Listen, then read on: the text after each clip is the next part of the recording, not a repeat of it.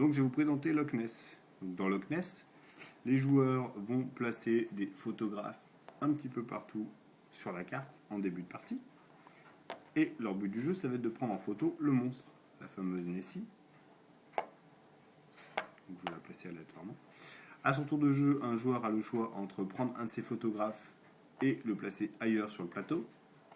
Parce que vous ne voyez peut-être pas tout le plateau ici, mais il est à peu près 2 fois plus grand que ce que vous voyez. Ou bien il va déplacer le monstre en lançant le dé, un gros dé à 12 faces. Donc on déplace le monstre du nombre de cases indiquées, donc ici par exemple 3 cases. Une fois qu'il est sur sa case de destination, le monstre, on va regarder pour chaque photographe s'il peut prendre des clichés. Par exemple ici, le photographe il est sur le bateau jaune, le monstre est ici sur deux cases de bateau jaune, donc il va piocher 2 cases dans le sac, et en fonction de ce qu'il aura pioché, il va garder la carte qui vaut le plus de points. Donc on voit tout de suite que les tuiles ont des points, et visuellement on s'en rend tout de suite compte. Les tuiles qui sont des photos ratées, ici par exemple une photo surexposée, ou bien des photos tout à fait réussies qui valent 5 points, comme celle-là où on voit tout à fait le monstre dans sa totalité. On peut également avoir des photos floues, comme ça.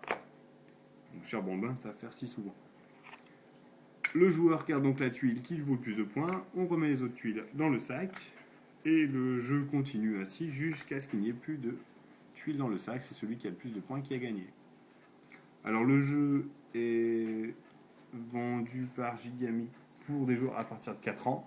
Moi je considère plutôt que c'est à partir de 5 ou 6 ans seulement qu'on peut maîtriser ce jeu. Ensuite évidemment ce n'est pas fait que pour des adultes. Par contre en famille c'est parfait, c'est le jeu idéal en un petit quart d'heure avant d'aller coucher les enfants que l'on peut faire.